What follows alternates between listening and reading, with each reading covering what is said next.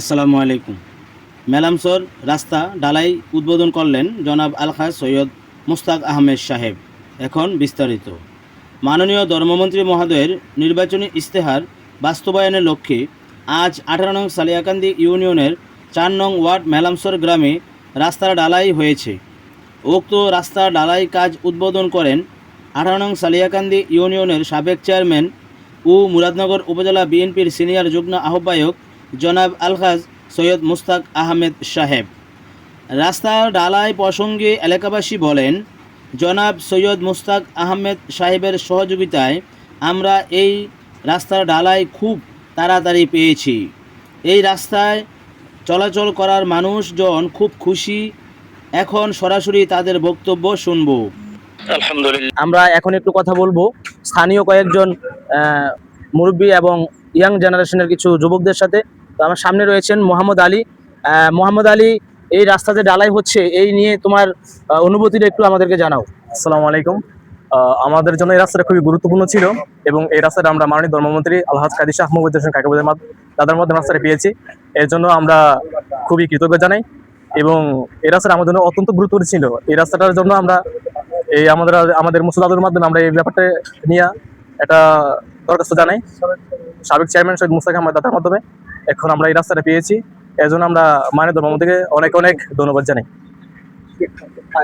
আমরা এখন আরো একজন যুবকের সাথে কথা বলবো, মোহাম্মদ হেলালের সাথে। হেলাল, রাস্তাটা যেহেতু ঢালাই শুরু হয়ে গেছে, এই বিষয়ে যদি একটু তুমি আমাদের তোমার অনুভূতিটা জানাও। আসসালামু আলাইকুম।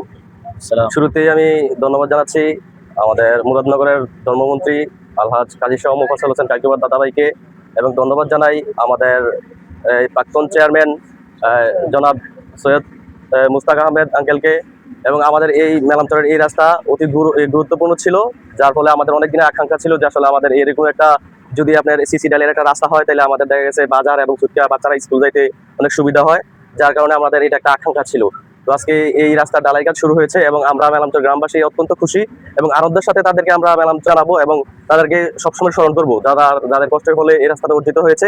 তাদেরকে আমাদের সবাই পক্ষ থেকে মেলামচর গ্রামবাসীর পক্ষ থেকে আন্তরিক শুভেচ্ছা ও অভিনন্দন। দাদা ভাই, এই যে রাস্তাটা হচ্ছে, এই বিষয়ে যদি আপনি একটু জানাতেন, আপনার কাছে কেমন লাগতেছে বিষয়টা? আমার থেকে খুব আনন্দ লাগতেছে, ভালো লাগতেছে, কারণ মোফাজ্জল হোসেন কায়কোবাদ দাদাভাই যেহেতু আমাদের এই রাস্তাটা করে দিচ্ছেন, অতি গুরুত্বপূর্ণ এই রাস্তাটা। বাচ্চা কাচ্চা স্কুলে আসতে পারে না, যাতায়াত করতে পারে না, তার জন্য সাবেক চেয়ারম্যান মুস্তাক আহমেদ ভাইকেও অভিনন্দন, তাহার মাধ্যমে এই রাস্তাটা হইতেছে। ধন্যবাদ তাহেরও। আসসালামু আলাইকুম। আমি সর্বপ্রথম ধন্যবাদ জানাই আমাদের ধর্মমন্ত্রী কাইকুবাদ দাদাভাইকে এবং তার সাথে ধন্যবাদ জানাই আমাদের সাবেক চেয়ারম্যান জনাব মুস্তাক আহমেদ। উনি আমাদের এই রাস্তাটাকে কন্ট্যাক্ট নিয়ে আসছেন, ওনার মাধ্যমে আমাদের এই রাস্তাটা হচ্ছে। এই রাস্তাটা আমাদের গ্রামের মানুষের জন্য খুবই গুরুত্বপূর্ণ ছিল। এখান থেকে অনেক মানুষ যাতায়াত করতো, অনেক মানুষের অসুবিধা হতো, প্যাক কাদায় অনেক মানুষ স্কুলে যেতে পারতো না।